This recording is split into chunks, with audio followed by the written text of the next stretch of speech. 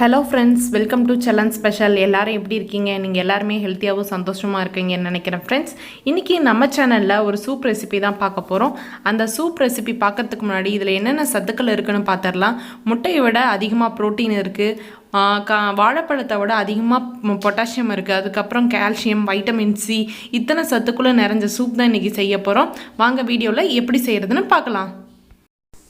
இந்த சூப் 8 மாதம் குழந்தைங்கள்ல இருந்து பெரியவங்க வரைக்கும் எல்லாருமே இந்த சூப் குடிக்கலாம் ஃப்ரெண்ட்ஸ்.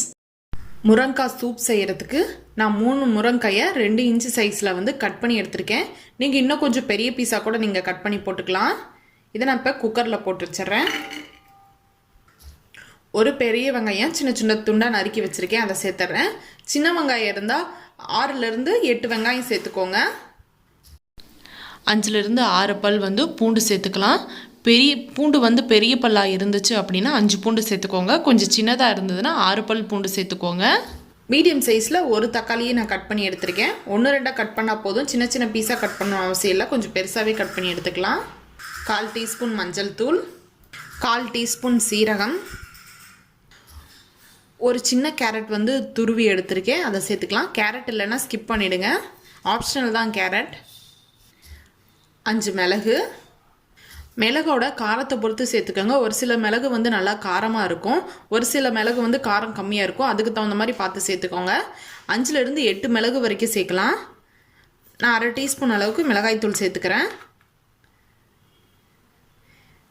மிளகாய்த்தூள் உங்களுக்கு காரத்துக்கு தகுந்த மாதிரி சேர்த்துக்கோங்க. நான் 1/2 டீஸ்பூன் சேர்த்துருக்கேன், இன்னும் கொஞ்சம் கம்மியாக சேர்த்துக்கிறனாலும் சேர்த்துக்கலாம், இல்லை இன்னும் கொஞ்சம் காரம் ஜாஸ்தியாக வேணாலும் நீங்கள் காரம் நான் மிளகும் போட்டிருக்கேன். இந்த மிளகு நல்லா காரமாக இருக்கும், அதனால் நான் 5 மிளகு சேர்த்துருந்தேன். எக்ஸ்ட்ரா வேணாலும் நீங்கள் சேர்த்துக்கலாம்னு நான் சொல்லியிருந்தேன். மிளகாய்த்தூளும் அதே மாதிரி தான், உங்களுக்கு எக்ஸ்ட்ரா வேணால் சேர்த்துக்கோங்க. இது மிளகாய்த்தூள் காரம் அதிகமாக இருக்காது, ரொம்ப கம்மியாக தான் இருக்கும், அதனால் நான் 1/2 டீஸ்பூன் சேர்த்துருக்கேன். இந்த காய் நல்லா மூழ்கி அதுக்கு மேலே 1 இன்ச்சு தண்ணி இருக்கிற அளவுக்கு நம்ம தண்ணி சேர்த்துக்கணும்.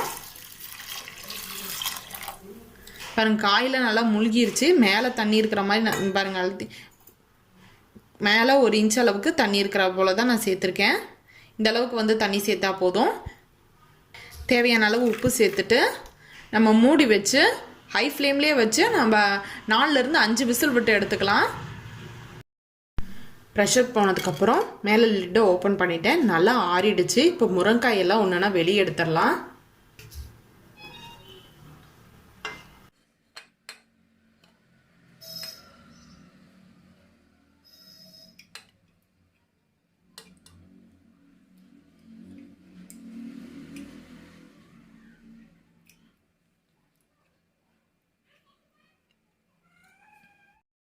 முருங்காயில் இருக்க இந்த மாதிரி அதில் இருக்க ஊன் ஃபுல்லாக எடுத்து விட்டுருங்க.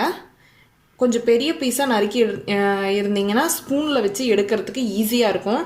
நான் இது சாம்பார் வைக்கிறதுக்காக கட் பண்ணேன், ஆனால் அதுக்கப்புறமேட்டு சூப் போடலான்னு சொல்லிட்டு நான் சூப் போட்டேன்.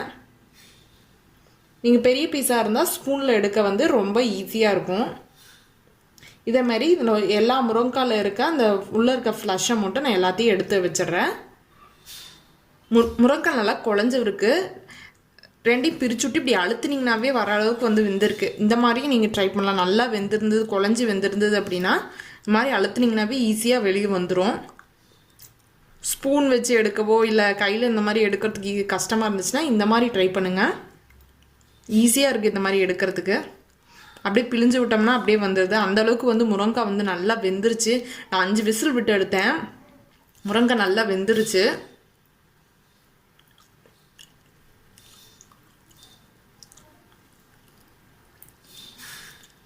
ஃபுல்லாமே நான் ரிமூவ் பண்ணி எடுத்துட்டேன்.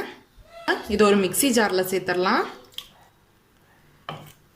இதில் இருக்க தக்காளி, கேரட், வெங்காயம் இதெல்லாம் போட்டிருந்தோம்ல, தண்ணியை மட்டும் வடிச்சிட்டு அதையும் இதிலே சேர்த்து நம்ம அடித்து எடுத்துக்கலாம்.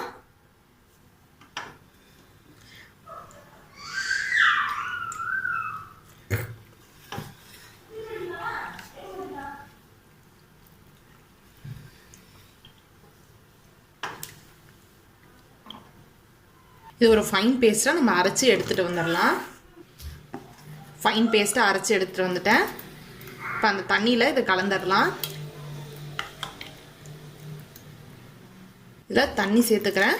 இந்த சூப் வந்து 5லேருந்து 6 பேர் குடிக்கிற அளவுக்கு நம்ம செய்யலாம். அதுக்கு தகுந்தாப்புல நீங்கள் வந்து தண்ணி வந்து சேர்த்துக்கோங்க. நீங்கள் வேறு பாத்திரத்தை மாற்றி விட்டுட்டு நீங்கள் சூடு பண்ணாலும் பண்ணிக்கலாம். அப்படி இல்லை அப்படின்னா குக்கர்லேயே அப்படியே வச்சு டைரெக்டாகவே நீங்கள் சூடு பண்ணிக்கலாம். இப்போ நம்ம வந்து அடுப்பில் வச்சு சூடு பண்ணி எடுத்துக்கலாம். டேஸ்ட் பண்ணி பார்த்துட்டு உப்பு கம்மியாக இருந்தால் உப்பு சேர்த்துக்கோங்க. கொஞ்சமாக பெப்பர் பவுடரும் சேர்த்துக்கிறேன். காரமும் வந்து கம்மியாக தான் இருந்துச்சு. ஒரு 1/4 டீஸ்பூன் அளவுக்கு பெப்பர் பவுடர் சேர்த்துனா எனக்கு கரெக்டாக இருக்கும். சூப் கொதி வந்துருச்சு. கொஞ்சமாக கொத்தமல்லி இலை தூவி விட்டு நான் அடுப்பை ஆஃப் பண்ணுறேன். ரொம்பலாம் கொதிக்க தேவையில்ல. நம்ம ஆல்ரெடி நல்லா வேக வச்சுட்டோம். நம்ம அரைச்சி ஊற்றி கலந்து விட்டு கொஞ்சம் லேசாக சூடு பண்ணி எடுத்தால் போதும். கொதிக்க விடணுன்ற அவசியம்லாம் இல்லை. கலந்து விட்டாச்சு. இப்போ நம்ம ஸ்டவ் ஆஃப் பண்ணிடலாம். அவ்வளோதான், நம்மளோட முருங்கைக்காய் சூப் வந்து ரெடி ஆயிடுச்சு. முருங்கைக்காய் வந்து உங்களுக்கு அதிகமாக கிடைக்கிறப்போ இந்த மாதிரி சூப் வந்து செஞ்சு பாருங்கள். ரொம்பவே டேஸ்ட்டாக இருக்கும், ஹெல்தியும் கூட. உங்களுக்கு என்னோடய வீடியோ பிடிச்சிருந்தா லைக் பண்ணுங்கள், ஷேர் பண்ணுங்கள். மறக்காமல் என்னோடய சேனலை சப்ஸ்கிரைப் பண்ணிடுங்க இப்போ தான் ஃபர்ஸ்ட் டைம் பார்க்குறதா இருந்தால். தேங்க்யூ.